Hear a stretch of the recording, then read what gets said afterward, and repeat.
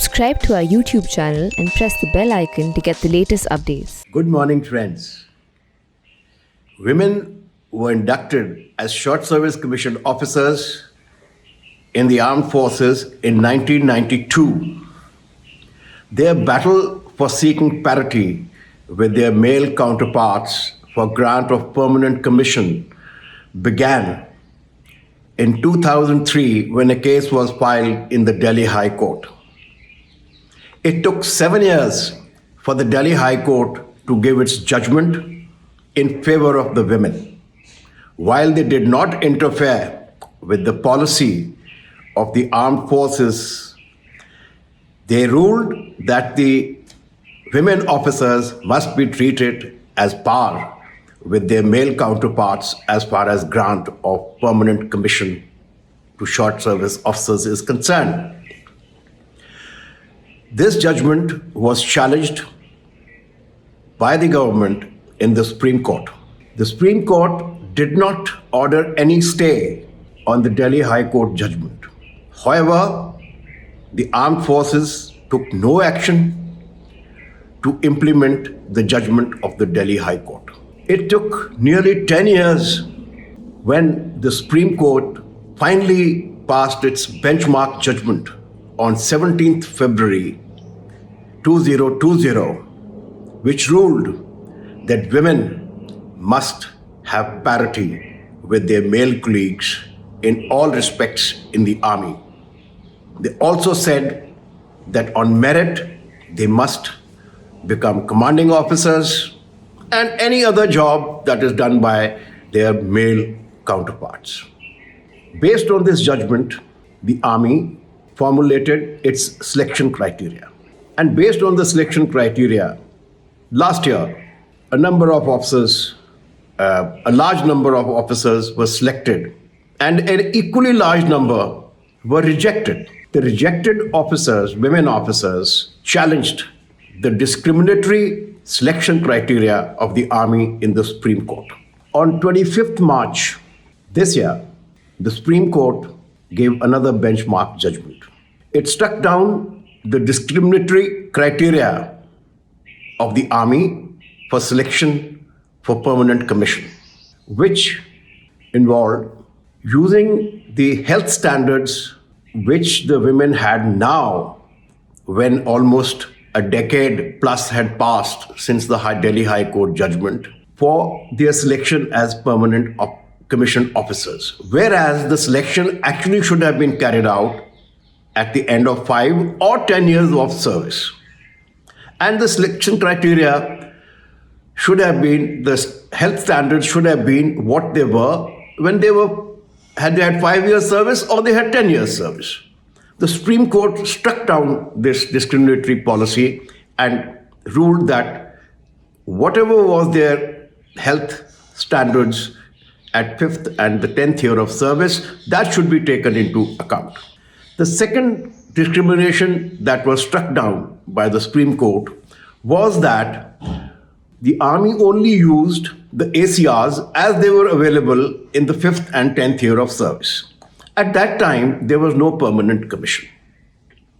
And most of the ACRs were written in a perfunctory manner, and the initiating officers and the reviewing officers did not consider the ACRs, did not consider the women officers for grant of permanent commission in an objective manner. So consequently, they were perfunctory and done in a routine manner. The Supreme Court ruled that it's not only the ACRs at the time of, at the 5th or the 10th year of service, but all the ACRs which have been subsequently written must also be taken into account. So the discriminatory selection criteria was struck down, and most of the cases will be considered afresh. While passing this judgment, the Supreme Court also made scathing remarks about the discrimination against women in the armed forces. In fact, they opened their judgment with a quote from Justice Ginsburg, of the United States Supreme Court, who had earlier been a woman activist and a lawyer, when arguing before the Supreme Court in an earlier case as a lawyer, she had said, "I ask no favor for my sex. All I ask of our brethren is that they take their feet off our necks." A very scathing comment indeed. The Supreme Court also said that because of the patriarchal and discriminatory attitude of the armed forces, there has been systemic discrimination against the women, which has caused economic and psychological harm to their dignity. So, have the women breached the final frontier? In my view, they have a long way to go. So far, women were only inducted as short service commissioned officers and will now be granted permanent commission. The numbers are very small, and their entry has been restricted to 10 selective arms and services. And they are still denied equal opportunities as their male counterparts in various fields. Some of these are direct permanent commission through the National Defense Academy after 10+2 or through the respective service academies after graduation. They are still denied entry into the fighting arms, that is armor, mechanized infantry, and also a supporting arm, that is artillery. They still cannot join special forces. The direct enrollment of women as soldiers has still not taken off. All the services have made kind of plans for token induction on experimental basis. The Navy has said that as soon as their ships have the facilities, they will induct women onto the ships. The Army has made enrollment in a token manner in the military police as well as in the Assam Rifles. Women can still not join as soldiers in most of the arms and services of the army. Also, so far, it's a quota-based entry of the women, and women cannot compete with their male counterparts on merit for direct enrollment as soldiers or as officers. So as women strive and aspire to conquer the final frontiers, their aspirations are likely to clash with the exacting standards of the armed forces.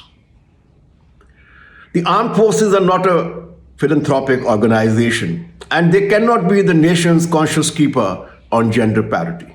They have a mission to perform, and if the women measure up to the exacting standards, then the army logically should have no problem, particularly in light of the Supreme Court judgments. The principal issue is the physical fitness standard. The present physical fitness standards laid for women are 25 to 30% lower than their male counterparts, with no test for upper body.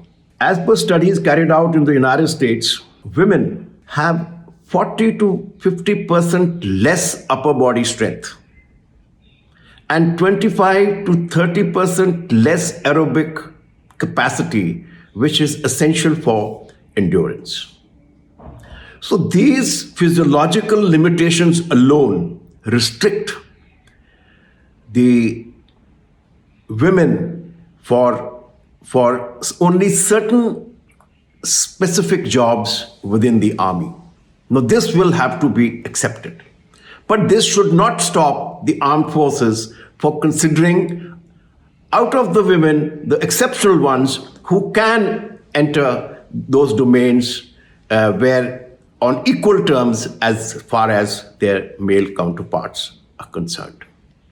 Also, women will have to accept the rigors of service, and equal rights means equal or the same terms and conditions of service.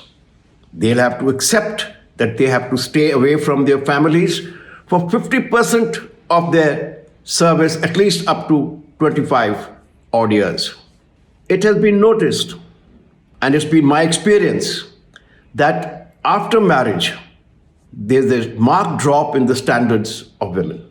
There's a tendency to ask for compassionate postings in peace stations to look after children, and also to seek postings with their spouse beyond the authorized one posting which is presently allowed. Now, this will have to stop. If women want parity, they will have to accept the same terms and conditions of service. The Army is a merit-driven organization, and it will be very important for women to do well and to compete with the men on merit. There can be no vacancies for promotions in the armed forces. Another related problem is that so far the experience has only been restricted to officers. Now, officers were dealing with the men from a superior position, and there were gender-related offences, but very limited in number, and the problem was manageable. But as women are inducted as soldiers and their numbers increase, the instinctual gender-related crimes will increase. In the United States, the gender-related offenses far outnumber the other offenses which are committed. The women will have to cope up with this. And the Army will have to, of course, make its own rules, regulations, and policy to deal with this. So what's the way forward? I'm an ardent supporter of entry and induction of women based on merit in all fields in the Army, in all disciplines. There should be no bar, so long as they meet the exacting standards. The military must shed its patriarchal attitude, frame a proper policy for induction of women, lay down their physical standards, lay down the other psychological standards and terms of service that are essential in a pragmatic manner. Of course, adjustments will have to be made for the physiological needs of the women, like maternity leave, childcare leave, etc. But this policy must be made very fast. So far, the battle for the women seeking parity with their male counterparts in the armed forces has been driven by Article 14, 15, and 16 of the Constitution. That is equality in terms of opportunities and no discrimination of any kind based on sex or otherwise. This has been the underlying theme of all judgments of the courts, be it the Delhi High Court or the Supreme Court. But the performance of the women has so far not been objectively. How far the women will go forward to breach the male-dominated domains in the military will now depend upon their performance and to live up to the exacting physical, psychological, and performance standards expected by the armed forces. Enjoy reading the column.